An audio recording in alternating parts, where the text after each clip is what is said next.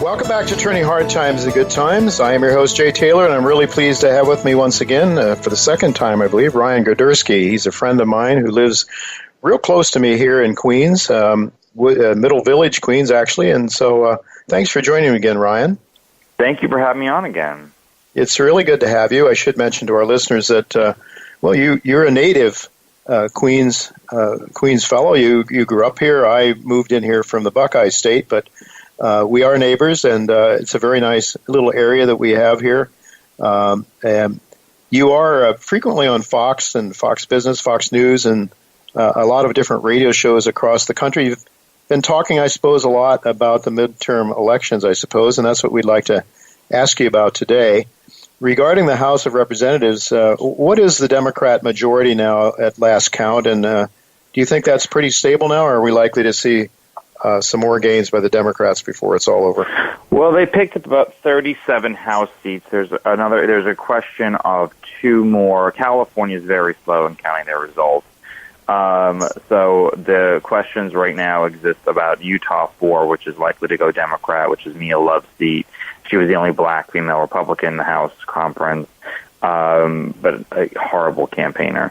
Utah 4, California 10, California 39, California 45. 39 and 45 are Orange County, and then maybe a suburb of Georgia, which is Rod Woodall's seat in north of Atlanta, and also North Carolina 9, which is the suburbs of Charlotte. That's likely to go Republican. So Democrats will have picked up between 37 and 40 seats after it's all said and done, which is a quite substantial gain. It really is. A lot more than when we first heard the day after, something that was supposed to be something like 26, I thought, but which would have been... Yeah. Well, there's a lot of early voters now that are counted later. I mean, states have expanded how early voting works. So but Republicans, the good thing is Republicans gained at least one, if not two, Senate seats in the U.S. Senate. So they didn't have any losses in the upper chamber, and they've gained in the upper chamber, which is good. Right now, there's a recount going on in Florida for the Florida Senate seat. Rick Scott's up by 12,000 votes. It seems very unlikely they're going to be able to flip that. The only chance they have is if they have more shenanigans in Broward County. But it's good if we have 53 U.S. senators. It's good for the Republicans because that means that there cannot be a rogue one or two or even three Republicans. Romney or Collins or Murkowski or any of them, or Ben Sasse cannot sit there and stage coups on their own the same way they could when it was 51-49 and you had John McCain and Jeff Flake running around. So the Senate is much more conservative. The Republican class in the Senate is much more conservative. So that's at least good. Yeah.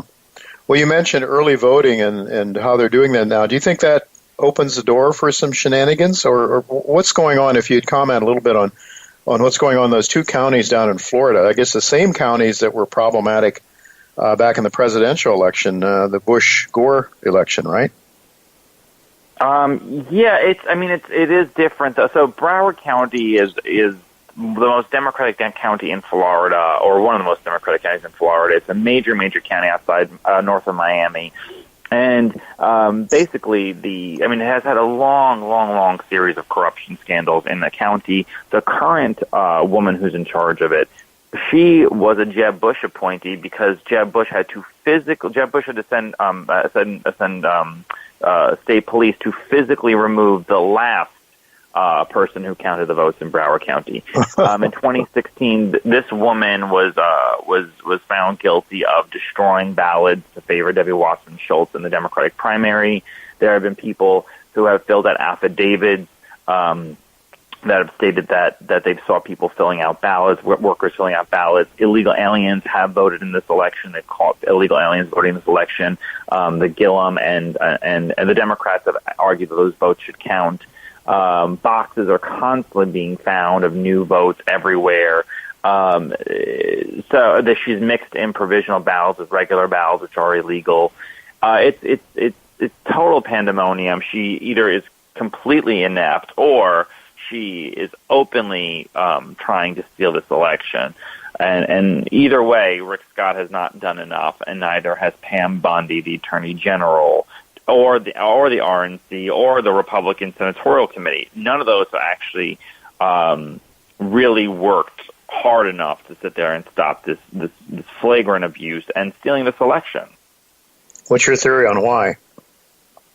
I don't know. I do not, for the life of me, I do not know. And I've been screaming from the rooftops, they need Rick Scott's Senate. Rick Scott is the governor. It's not like he has no power. Well, right.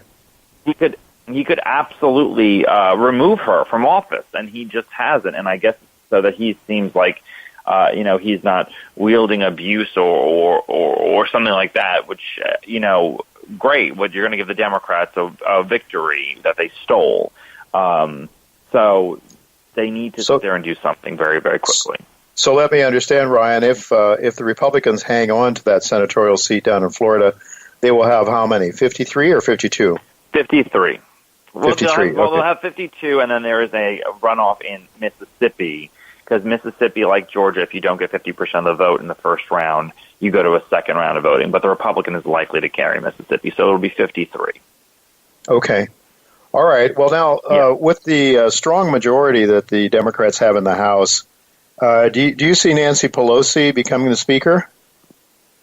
Yeah, I imagine so. I don't know if there is going to. I can't imagine there's going to be a sizable coup. I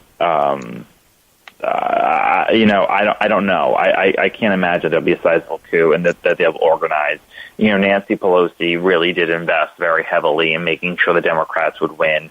And even if there are 30 or 40 Democrats who do not vote for her, there's a private meeting that's held before the House vote on the floor. And in the private meeting, that's when they lash it out. But, at the end of the day, what are they going to do? 40 members are going to sit there and vote for somebody else besides Nancy Pelosi and give Kevin McCarthy the speakership? No. The speakers aren't elected by popular vote of party. You could elect anybody as Speaker of the House. They don't need to be a congressman. You could elect me as Speaker of the House. You could elect you. You could elect anybody as Speaker of the House. So what are they going to do? Vote for somebody else and then give the speakership to Kevin McCarthy because he'll have a united Republican effort or a semi-united Republican effort? Seems kind of a little strange to me. I don't think that they're necessarily going to do that, though. So we'll see. We'll wait and see, but I just don't imagine that that's actually going to happen. Well, I happened to catch Nancy Pelosi's speech after the election on a flight I was taking to the West Coast day after the election. And she was making nice, like she was going to really try to work with President Trump. What are the chances of that? Well, there are areas that Trump and her actually have a lot of agreement. Trump very much wants to deal with something with infrastructure. So does Nancy Pelosi. They both want to bring down the price of prescription drugs. They both would like to do something about higher education and student debt. So, there's a real chance. I think so much of the problem of the first 2 years of the Trump presidency, and I've been writing quite a bit about this, is that Trump really outsourced so much of his legislative agenda to Paul Ryan that what we got was Paul Ryan's agenda, not Trump's agenda. And that's why we worked on, stupid things like the tax cuts for a year and a half and the Obamacare repeal, which was horrible, rather than focusing on what people voted for Donald Trump for. They voted for him for immigration, for trade, for less wars, for better infrastructure, for putting America first, for reducing the gap between the rich and the poor, and to invest in the working poor. And I think that between Trump and Pelosi, they do share a few pieces of an agenda that they could work for together. And I don't think that they necessarily have to be adversarial roles. I'll say one other thing is that Alexandra Pelosi, Nancy Pelosi's daughter, and me one time shared a bus ride, and Alexandra Pelosi told me that Nancy much preferred working with President Bush than President Obama. So it's not like she's never worked with a Republican before, and maybe something can get done. Who knows? Well, we can try to be optimistic. I guess it would be nice, but boy, the rancor has been so severe recently in recent times that it's just been very discouraging in many ways. I think you mentioned to me that. Before we went on the show, that something like 47% of the people don't pay taxes. Is it 40% of the voters, or is 40% of the population? It's like 45% don't pay taxes. Yeah, because they make so little income, or 40% make so little income that they actually get money back from the government. It's the earned income tax credit. But that's why it made no sense for Republicans to focus their entire first-year agenda on reducing personal income tax. I mean, I believe that they needed to reduce corporate income tax because I do think, we need to be more competitive. But why are we giving tax breaks to people and to companies who are then going off to give, sponsorship roles to the football player who kneels for the flag? You're giving $1 billion tax cuts to companies who are then using it to promote socialism. Yeah, it's just, to me, that's bonkers. I think that's why the establishment Republicans truly don't get. They don't understand, modern culture and how the legislative agenda should have been used to promote a more cohesive culture. But their time in office is basically done now. Paul Ryan's gone. Most of his allies are gone. Everyone who basically supported the Dreamer bill is basically gone. So we'll see if the Republicans can patch together some kind of coalition going into 2020 that they can let them retake the House and at least keep their 53-47 majority in the Senate. 53-47, and there could be another Supreme Court justice coming up, I suppose. It looks like that's a very real possibility. Ginsburg will not be on the bench all this week. She's still recovering. I mean, listen, I'm not wishing any harm on anybody, but she's 85 years old with 2 broken ribs. I took care of my grandfather and my grandmother in their 80s. I know about elderly people and how something like a fall could hurt them. She's a woman of a certain age. There's another Supreme Court justice who's 80 years old. So, yeah, that would be, and also there's tons of vacancies on the Ninth Circuit Court as well. It's not just the Supreme Court, it's the circuit courts as well. Well, you mentioned several things that Donald Trump was elected for that they haven't paid too much attention to. I mean, one of the reasons, frankly, that I voted for him had to do with his desire to pull back or to engage in fewer wars. It seems to me, Ryan, as though that might be one area where it doesn't matter who the president is. There's powers that be that actually want to keep military spending alive and well. President Eisenhower, first president I can remember, because I'm so much older than you. I can remember Ike. Ike was really very concerned about the military-industrial complex, and I don't know what your thoughts are about that. But it seems to me, as much as he wanted to, I guess maybe he hasn't been as aggressive as some people would like him to be. But the only area that he seemed to get any real praise for was. I'll say this. I mean, I'm a peace hawk, I like to call myself. Yes, there are a million interests that are saying keep America at war. I will give Trump some criticism that he hasn't brought our troops home from Afghanistan, that he hasn't brought all the rest of our troops home from Iraq. He hasn't done those things, and I wish he had. However, he did end the funding of Al-Qaeda in Syria. He has been sending people to negotiate to stop a war in North Korea. And he has been pushing over and over and over again to end the war in Afghanistan. The problem is with Trump, as with any world leader, is that this is according to the Bob Woodward book, where Trump was like, okay, I'm pulling our troops out of Afghanistan. And they said, well, you can expect another 9/11 to happen. And when that's the implication, and that's what the people are telling him over and over again, is that your choice is either to end the war in Afghanistan or get another 9/11, it makes you sit there and question and wonder. There was a story today in the Bloomberg, I think it was, about how he's trying to negotiate with the Taliban and to end the war in Afghanistan, how he's trying to how they just announced they're cutting oil fueling Saudi Arabian planes in Yemen. And then there's the ongoing attempt to make peace in North Korea. It is not happening as quickly as I would like, and he has not started any new wars. Right, so it's that's not true. happening as quickly as I would like.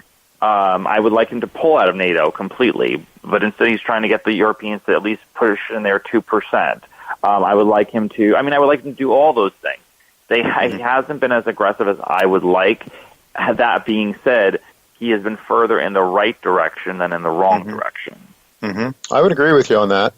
You know, that he's threatened, or he's told by his advisors, I guess, that if he pulls out of Afghanistan, we might have another 9/11. And I have to think about President Kennedy actually rejected a false flag code named Operation Northwoods. It was planned by the Joint Chiefs of Staff to get the American support behind the overthrow of Cuba.